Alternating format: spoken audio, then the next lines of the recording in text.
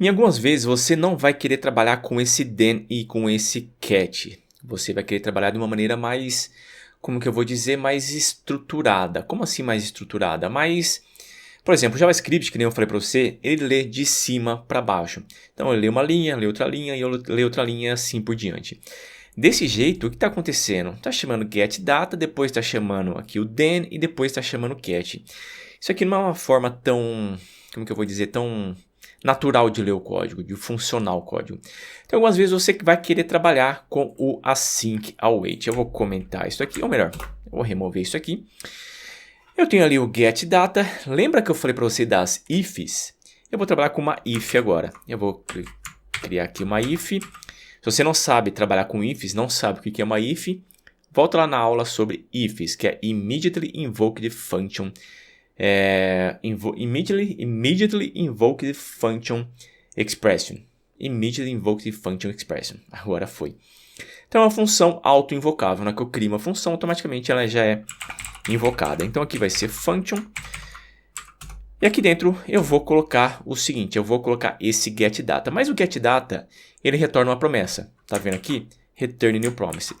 E sempre quando você quer trabalhar, por exemplo, com async await, que é o assunto dessa aula, sempre vai ser através de uma promise. Você nunca vai trabalhar, por exemplo, com async await em uma função que não é uma promise. Async await é exclusivo de promises.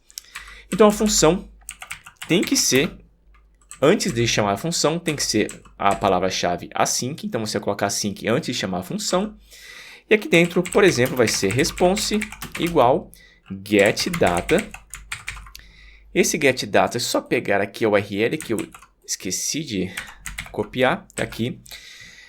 Só que nesse getData eu falei para você que ele é uma promise. Tá aqui, ele é uma promise, está retornando uma promessa. Então eu tenho que colocar antes dele, eu tenho que colocar um await.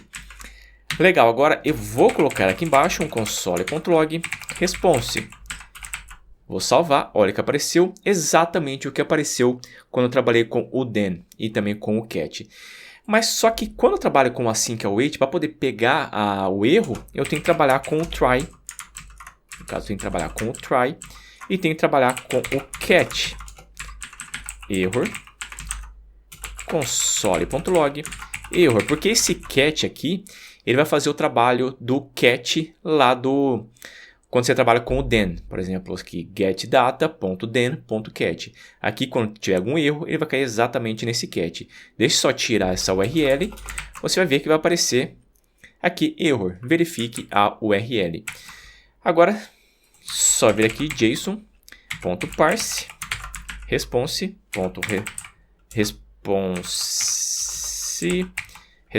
text. Espera aí, tem erro, agora sim. E posso, claro, chamar aqui o data. Então, essa é uma das funcionalidades. Já veio a calhar uma possível funcionalidade de uma if, onde você pode utilizar uma if. Tá, mas você fala, não quero trabalhar com a if, eu quero trabalhar com uma função normal. Como que você pode fazer? Você pode vir aqui, tirar isso aqui, tirar isso aqui. É uma função normal, só que agora vai ser, por exemplo, getUsers. Uma função getUsers, daí você vem aqui embaixo e chama getUsers.